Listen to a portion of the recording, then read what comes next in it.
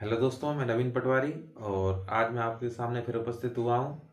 और हमारे पास बहुत सारी क्वेरीज हैं जिनका आज हम समाधान करने की कोशिश करेंगे। ये हमारा 5वां सेशन है और आप लोगों की तरफ से बहुत सपोर्ट मिल रहा है और हमारे लगभग 150 सब्सक्राइबर कंप्लीट हो चुके हैं, जो कि बहुत अच्छी बात है। इसका मतलब ये है कि मेरी बातें बहुत लोगों तक पहुँच रही हैं, बहुत लोगों की मदद हो रही है। तो ये भी अपने लिए एक माइलस्टोन की तरह है। और बिना देरी करे हम अपने क्वेरीज से स्टार्ट करते हैं।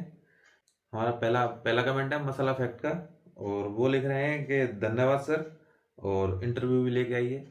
धन्यवाद। शायद इन्होंने मैंने पिछले ही बार इनकी क्वेरीज को मतलब देखा था और उस पर अपना समाधान दिया था, तो शायद इसलिए धन्यवाद बोला। आपको भी थैंक यू, आपने हमारे चैनल पर विजिट किया और आपकी समस्या सॉल्व हुई है, हमसे हमारे लिए बहुत अच्छी बात है।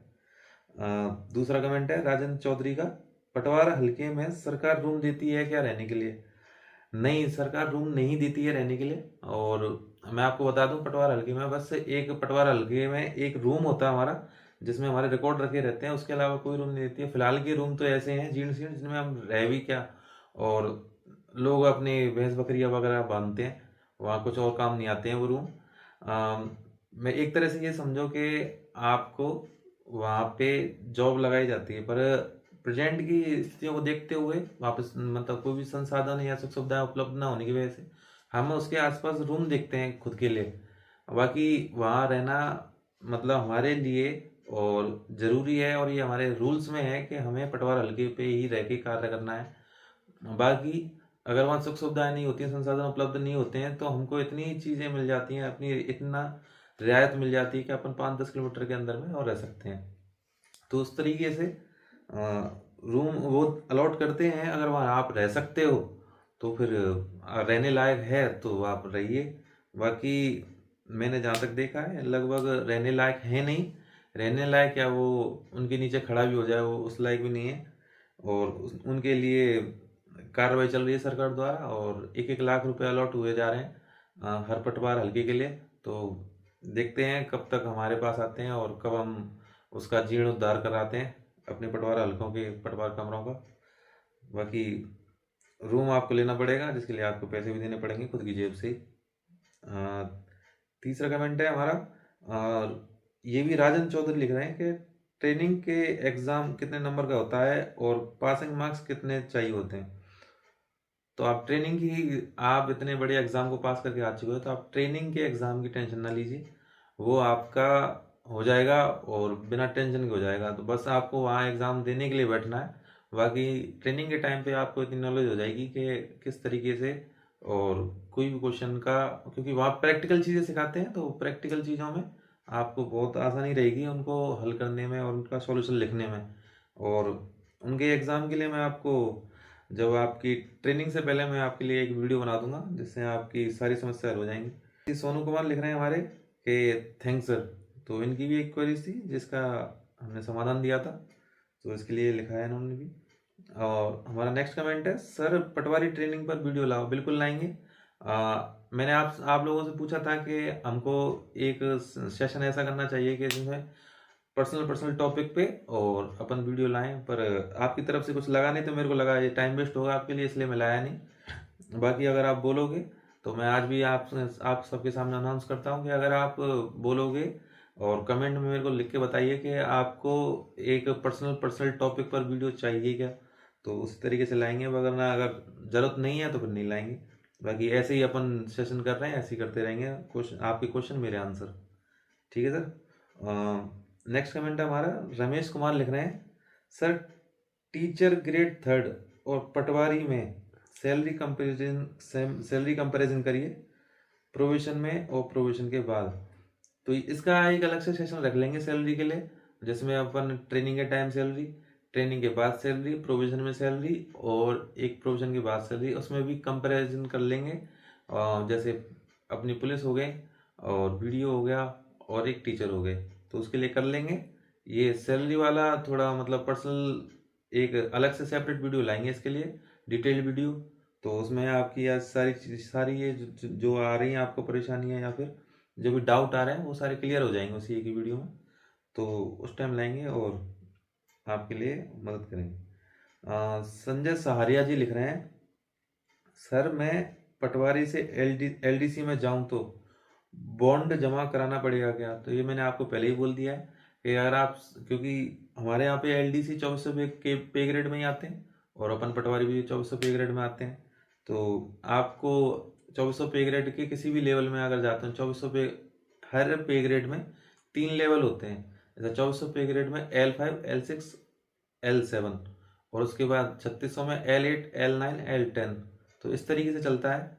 और एक सेम पे ग्रेड में और किसी भी लेवल में आप जाते हो तो आपको बॉन्ड भरना पड़ेगा। जैसे एलडीसी 2400 है तो आप 2400 से 2400 में जाओगे तो आपको बॉन्ड भरना पड़ेगा। आप अगर वीडियो में जाओगे जो कि L6 है उसमें भी बॉन्ड भरना पड़ेगा आपको। तो बॉन्ड से नहीं बच सकते आप सेम पे ग्रेड में। आप हायर पोस्ट पे जाइए और वहाँ आपसे बॉन्ड बॉन्ड नहीं लिया जाएगा, आपको रिलीव कर दिया जाएगा आराम से। और लिख रहे हैं, नेक्स्ट कमेंट है हमारा PR0606 का। तो वो बोल रही हैं वो बोल रहे हैं कि सर ट्रेनिंग के टाइम छुट्टी मिल जाती है क्या? और बिल्कुल मिल जाती है ट्रेनिंग के टाइम छुट्टी।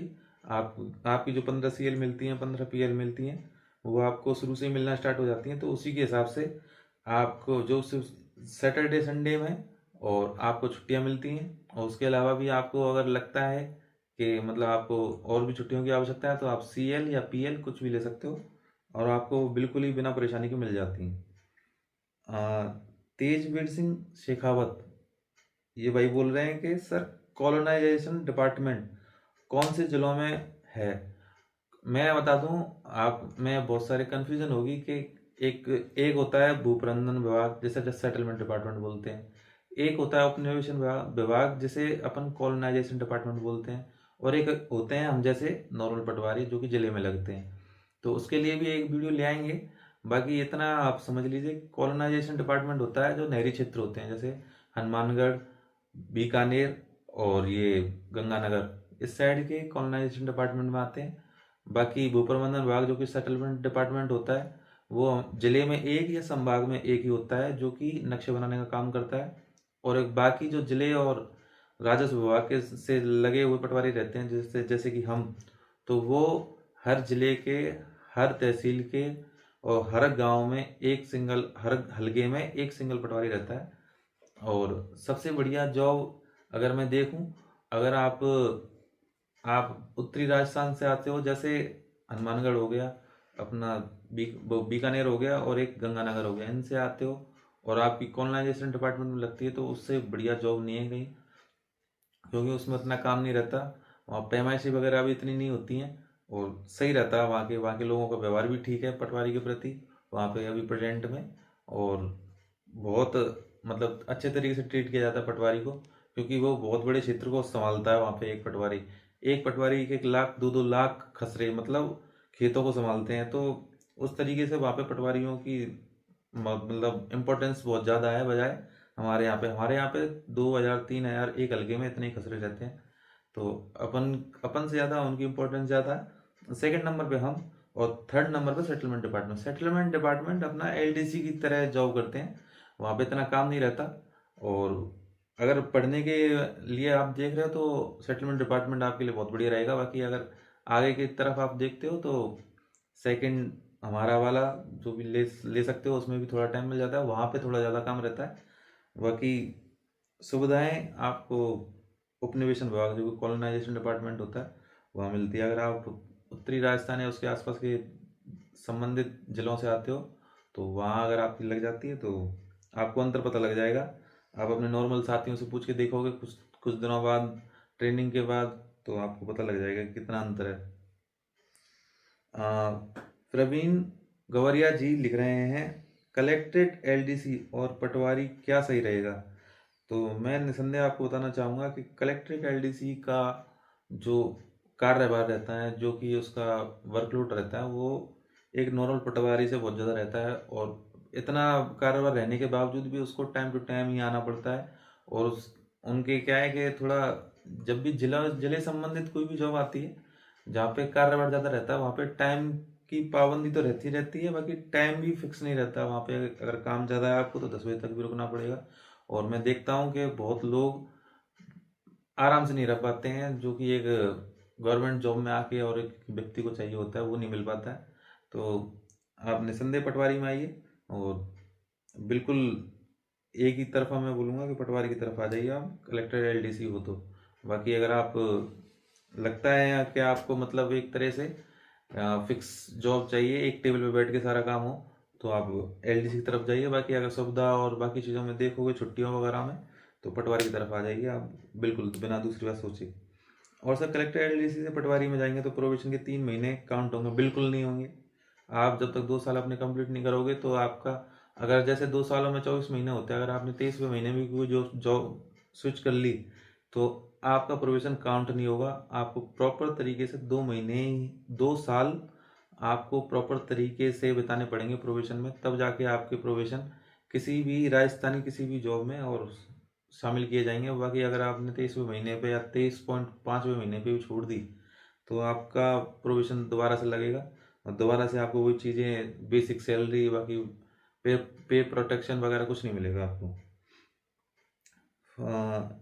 ये इन्होंने लिखा है क्योंकि दोनों रेवेन्यू डिपार्टमेंट में, भले ही रेवेन्यू डिपार्टमेंट में आते हैं, नहीं मिलेगा आपको कोई भी मतलब सुविधा नहीं मिल पाएंगी अगर आपने, क्योंकि दोनों अलग अलग क्षेत्र क्षेत्र के कर्मचारी हैं। दोनों रेवेन्यू डिपार्टमेंट में आते हैं पर दोनों की संस्थाएं अलग हैं।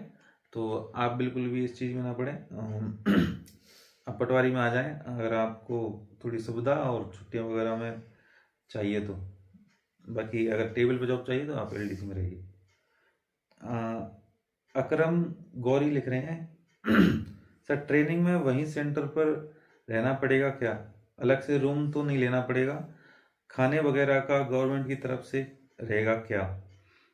तो मैं आपको बता दूं अकरम जी कि ट्रेनिंग में, और एक तरह से आप ये मानो कि आपको जॉब की जगह आपको ट्रेनिंग कराई जा रही है, बाकी की सुविधाएं आपको खुद ही लेनी पड़ेंगी, जैसे रूम लेना हो, खाना खाना हो, चाहे कुछ भी हो।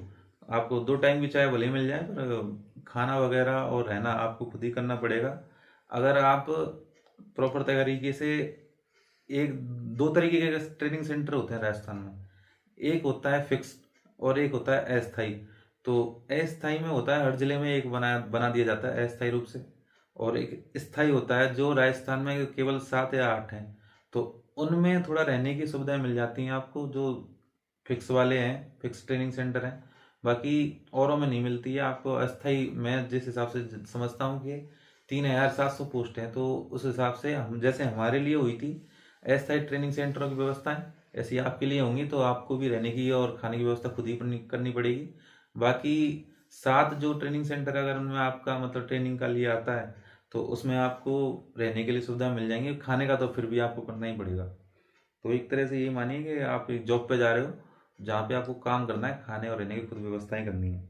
तो उस तरीके से समझिए आप। अशोक कुमार लिख रहे हैं सर मेरी कॉलेज की डिग्री में हिंदी नेम में बर्तनी सही नहीं है, ज्वाइनिंग में कोई दिक्कत तो नहीं हुई आएगी? कुछ कुछ दिक्कत नहीं आने वाली, ये चीज़ें आपको कोई दिक्कत नहीं करेंगी। और आपको अगर दिक्कत भी आती है तो आपको टाइम दिया जाएगा। नौकरी से संबंधित, ज्वाइनिंग से संबंधित कोई भी दिक्कत नहीं आएगी आपको, या फिर लास्ट में ऐसा होगा कि आपसे सप्ताह मांग लिया जाएगा, पर आपको निकालने की क्षमता उनमें है नहीं। आप बिल्कुल निश्चिंत रहें, बिल्कुल ज्वाइनिंग में कोई दिक्कत नहीं आएगी, और कोई ना कोई अपने तरीके से वो आपको सुविधाएं प्रदान कर देंगे, जिससे क्या है कि आपको ज्वाइनिंग से संबंधित या किसी भी कुछ कुछ भी कोई भी दिक्कत नहीं आने वाली। सीधा सा मतलब यही है कहने का ज्वाइनिंग में। श्वेता सेन लिख रही हैं सर मैं ओबीसी वीडियो कैटेगरी से। अच्छा, तो ये भी कट ऑफ के लिए है क्वेश्चन, अपन इसको एक डिटेल वीडियो लाएंगे कट ऑफ के लिए, ये मैंने आपसे वादा किया है। तो थोड़ा सा मतलब डेप्थ तरीके से इसको एनालिसिस करके और बढ़िया तरीके से लाएंगे। सवाई सिंह जी बोल रहे हैं पटवारी और एलडीसी में कौन सी ठीक है? ये डिपेंड करता है एलडीसी किस तरीके की है। अगर कुछ डिपार्टमेंट ऐसे हैं जहाँ पे आप बढ़िया तरीके से जॉब करते हो, कुछ डिपार्टमेंट ऐसे हैं जहाँ पे काम का बोझ इतना रहता है कि आपको सांस लेने तक की फुर्सत नहीं मिलती है। तो अगर आप डिपार्टमेंट लिखते तो शायद मैं आपको अच्छे तरीके से बता पाता। सवाई सिंह जी। दोस्तों, ये पिछली वाली वीडियो पे लगभग 45 कमेंट आए थे, जिनका आंसर करते करते अपन को लगभग वीडियो इतनी लंबी हो गई कि वो 35-40 मिनट की हो गई थी, तो इस वजह से इस वीडियो को जो Q&A 5 है अपना सेशन, उसको अपन 2 पार्ट में डिवाइड करके और 5-5 घंटे के अंतराल में डाल देंगे। जैसे फर्स्ट पार्ट 11 बजे और सेकंड पार्ट 5 बजे डाल देंगे। तो अब वीडियो को ज़रूर चेकआउट करें, अपने अपने क्वेरीज़ को देखें कि आपको कोई सोल्यूशन मिला तो ठीक है, नहीं तो आप दोबारा कमेंट करें, मैं दोबारा उनका रिप्लाई करके या फिर आंसर करके और वहीं के वहीं ख़त्म करने की कोशिश करूँगा आपकी समस्याओं को। बाकी हमारा एफर्ट बढ़िया लगा हो तो लाइक करें, मन करे तो सब्सक्राइब करें, शेयर ज़रूर करें जिससे आपके भाइयों की मदद हो सके। और बाकी जय हिंद, वंदे मातरम, जय पटवार संगठन।